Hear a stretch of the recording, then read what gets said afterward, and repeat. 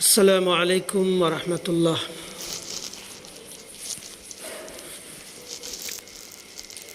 حاضرین جمعہ،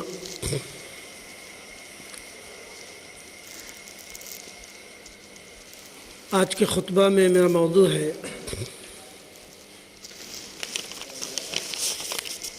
تخلیق انسانی کا مقصد۔ حاضرین، ہر زمانے کے اہل فکر و دانش یہ سوچتے رہے ہیں کہ انسان کی تخلیق کا مقصد کیا ہے، وہ معلوم کرتے رہے۔ معلوم تاریخ کے مطابق 5000 سال سے انسان اس سوال کے جواب کو معلوم کرنے کی کوشش کر رہا ہے، مگر 21ویں صدی تک اس کی کوئی متفق علیہ جواب انسان دریافت نہیں کر سکا ہے۔ سائنسی تخلیق، سائنسی جو پرکھ ہے، وہ انسان اب تک کے نہیں اس بات کے متفق علیہ فیصلے پہ نہیں پہنچ سکا ہے کہ انسان کی تخلیق آخرکار کیوں کی گئی، کیوں ہوئی۔ حاضرین، اس کو سمجھنے کے لیے ضروری ہے کہ انسان کی قرآن کے مطابق انسان کی اہمیت کا، انسان کے اشرف المخلوقات کا جو لقب ملا، اسی زاویے سے کہ اللہ تبارک و تعالیٰ نے انسان کو پیدا کیا، وہ چیز سکھائی جو فرشتے نہیں جانتے تھے۔ اللہ تبارک و تعالیٰ نے کہا کہ میں جو جانتا ہوں وہ تم نہیں جانتے، تو وہ نالج تھا۔ وہ انسان وہ نالج کی باتیں فرشتوں کے سامنے کی، وہ جو فرشتے مخیر ہو گئے، متحیر ہو گئے کہ ہاں اللہ تبارک و تعالیٰ تو جو جانتا ہے میں نہیں جانتا۔ تو ضروری یہ ہے کہ انہی مفکرین کو جنہوں نے اس موضوع کو کما حق تلاشنے کی کوشش کی اور ناکام رہے۔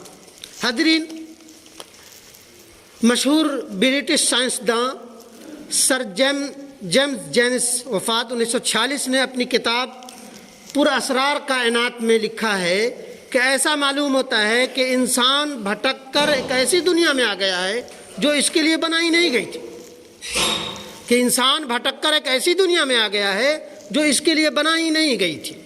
اسی موضوع پر سوچنے والے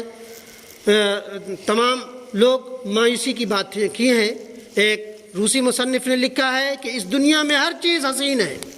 اس دنیا میں ہر چیز حسین ہے،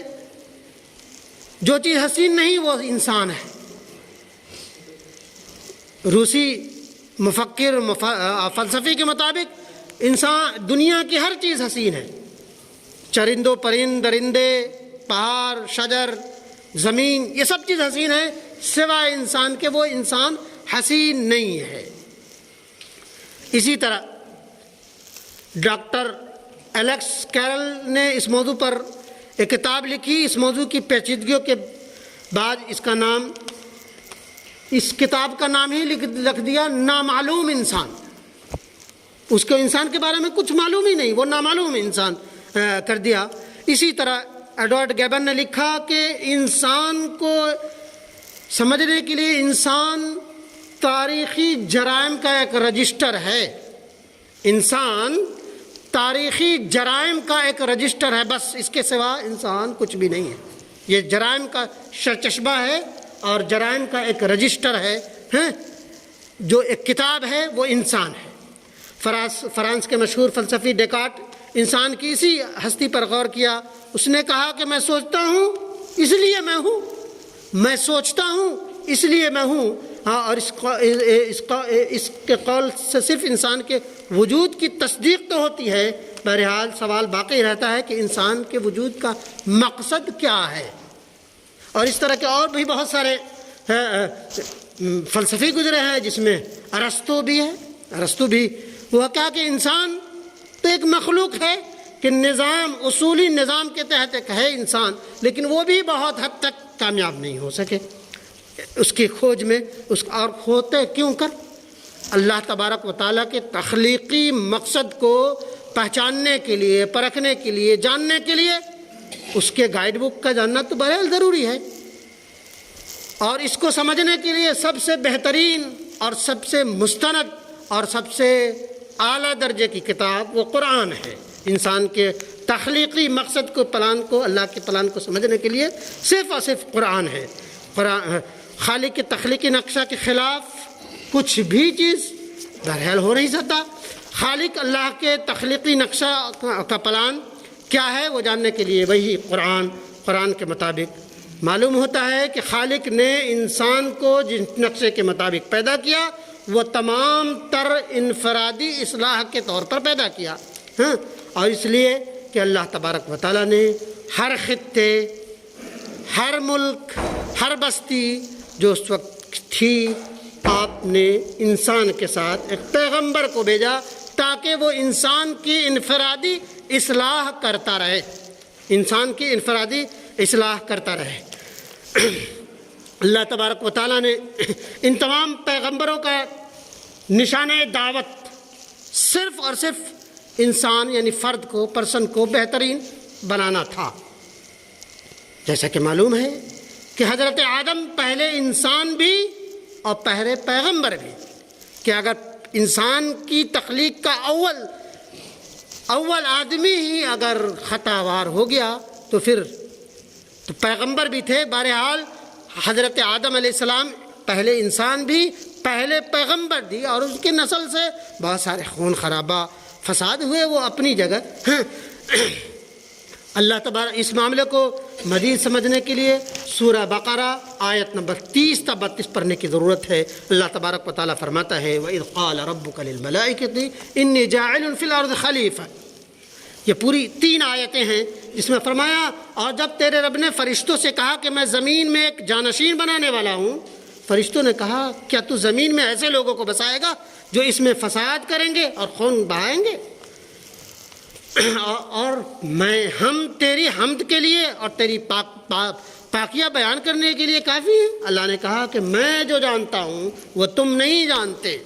اور اللہ تبارک و تعالیٰ نے اس انسان کو پیدا کیا اور اس کو وہ چیزیں سکھائی جو فرشتوں کو نہیں معلوم تھا۔ فرشت کے سامنے مسابقہ ہوا، انسان وہ مسابقہ جیت گیا، ساری چیزیں بتانے لگ گیا، تو کہا فرشتے اس بات کے لیے سرخم کر دیے کہ ہاں اللہ تبارک و تعالیٰ تو جو جانتا ہے وہ ہم نہیں جان سکتے۔ اور اس طرح کی اور بھی چیزیں وہ ہے کہ وہ اللہ تبارک و تعالیٰ نے پاکیہ بیان کی، علم کے مطابق انسان کو اشرف المخلوقات بنایا، اور دوسری جگہ قرآن ہی کے مطابق اللہ تبارک و تعالیٰ نے فرمایا کہ اللہ تبارک و تعالیٰ جب انسان کو ایک آزاد مخلوق کی حیثیت سے پیدا کیا اور وہ یہ فیصلہ کیا کہ وہ زمین کے آزادانہ مخلوق کو اس کی چارج دے گا، جو چارج ہے وہ انسانی کی تو ہے، وہ بڑے سارے پہاڑ کو خم کر لیتا ہے، خطرناک جانور کو وہ کرتا، دریاؤں میں روانی کو اپنے کنٹرول میں کر کے اپنے فائدہ کی چیز بنا سکتا ہے، تو وہ اس تخلیق کو پیدا کر کے اس کا چارج انسان کو دیا۔ اور فرشتوں کا یہ جو وہ تھا وہ بے بنیاد تھا، یہ زمین فساد پھیلائیں گے، اور جو انسان اللہ کے مطابق بتایا گیا قرآن اور اس کے مطابق بتایا کہ جو لوگ اللہ کے مطابق قرآن کے مطابق پیغمبروں کے اصول کے مطابق وہ کرے گا، وہ فساد کرنے والا، خون خرابے کرنے والا بہرحال مفسد نہیں ہو سکتا۔ اس کی اللہ تعالیٰ نے اس قرآن میں یہ آیت بھی شامل فرمائی، کہیں نہ کہیں فرشتوں کا وہ شک اپنی جگہ حق بجانب تھا کہ یہ خون خرابہ کریں گے، فساد کریں گے، تو اسی قرآن میں یہ بھی فرمایا ظہر الفساد فی البر والبحر بما کسبت ایدی الناس، کہ زمین میں، خشکی میں، تری میں جو فساد برپا ہے، جو بے ہنگمی ہے، وہ انسان کے اپنے ہاتھوں کی کمائی ہے۔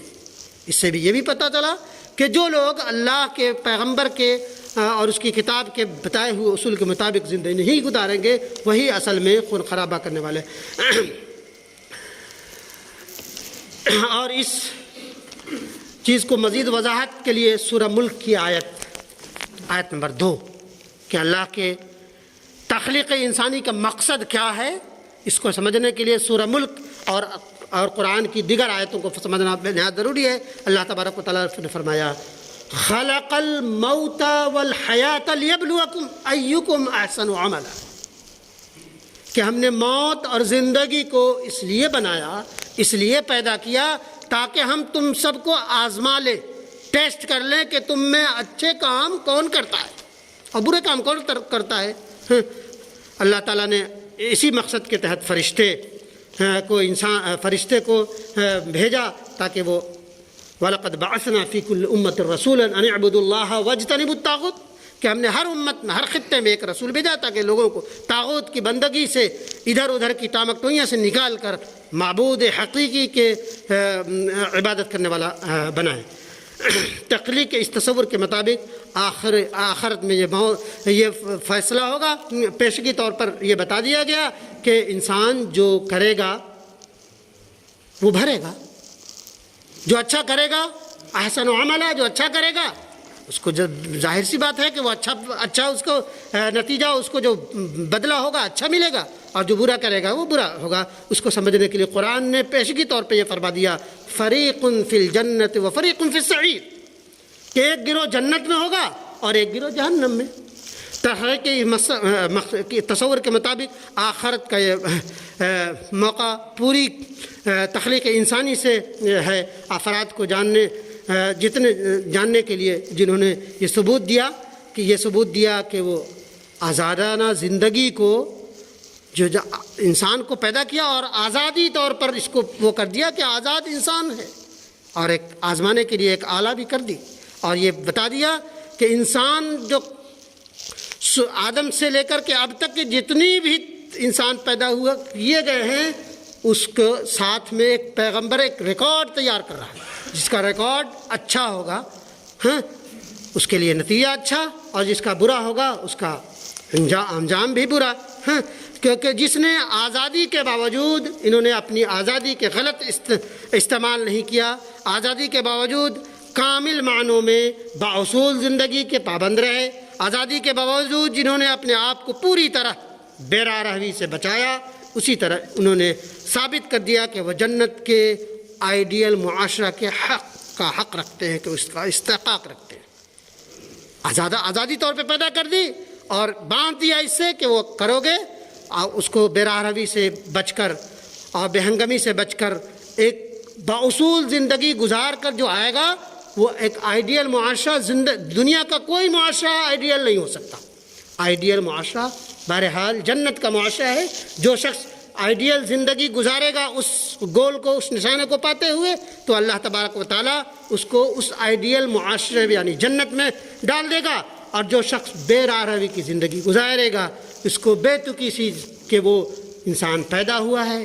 کھائے گا، پیے گا، مر جائے گا، تو اللہ تبارک و تعالیٰ اس کو کائنات کے ڈھیر میں، کوڑے کے ڈھیر میں ڈال دے گا۔ وہ اس انسان سے الگ کر کے، وہ انسان جو آزادی طور پر بے راہ روی کی ہوگی، شر و فساد کیا ہوگا اور اپنی من کی زندگی جی ہوگی، اللہ تبارک و تعالیٰ کائنات کے اس کوڑے کے ڈھیر میں ڈال دے گا جس کو جہنم کہا جاتا ہے، جسے دوزخ کہا جاتا ہے۔ وہ اسی لیے انسان کی تخلیق کا مقصد یہ ہے کہ خلق الموت والحیات لیبلوکم ایکم احسن عملا، کہ ہم نے موت اور زندگی کو اس لیے بنایا، اس لیے پیدا کیا تاکہ تم سب کو آزما لے کہ تم میں اچھے کام کون کرتا ہے، اچھے برے کام کون کرتا ہے۔ جو اچھے کام کرے گا وہ آئیڈیل معاشرہ جنت کا حقدار ہوگا، اور جنت کا ادھیکار اس کے ادھیکار میں ہوگا، اور جو بے راہ روی کی زندگی گزارے گا، اس آزادی کے باوجود جو بے راہ روی کی زندگی گزارے گا، اس کو تاریخ کے کوڑے دان میں ڈال کر جہنم کے نام سے اس کو ہمیشہ ہمیشہ کے لیے ڈال دیا جائے گا۔ یہی انسانی تخلیق کا مقصد ہے کہ اللہ تبارک و تعالیٰ کے اس ربوبیت کو پتہ نہ جائے کہ انسان کتنے بڑے بڑے فلسفی پیدا ہوئے، اس کی تخلیقی مقصد کو، اس کے پلان کو سمجھنے میں قاصر رہے، اور قرآن اس گتی کو بالکل وَإِذْ قَالَ رَبُّكَ لِلْمَلَائِكَةِ کے مطابق سلجھا دیا کہ انسان ایک آزمائشی پتلا ہے بس، جس میں اس آزمائش میں، اس ٹیسٹ میں کامیاب ہو گیا، اسی کے لیے کامیابی ہے، اسی کے لیے نعمتیں ہیں، اور جس نے اس کامیابی میں فیل کی، نمبر حاصل نہیں کی، اس کے لیے ناکامی ہے، اور وہی ناکامی جہنم کا ایندھن ہے۔ اللہ تبارک و تعالی ہم سب کو اس آئیڈیل معاشرے کا حقدار بنائیں اور اس آئیڈیل معاشرے کے مطابق زندگی گزارنے بنائیں، تاکہ وہ حق جو اللہ تبارک و تعالی نے رکھا ہے وہ ان لوگوں کے لیے کوئی آزادی میسر ہے اس کے مطابق بھی باصول زندگی گزارے، تاکہ وہ جنت کا حقدار بنے، ان لوگوں میں ہمیں شامل کرے، اور ان کائنات کے کوڑے کے ڈھیر جسے جہنم کہا جاتا ہے، اللہ تبارک و تعالی ہم سب کو اس سے بچائے، آمین یا رب العالمین۔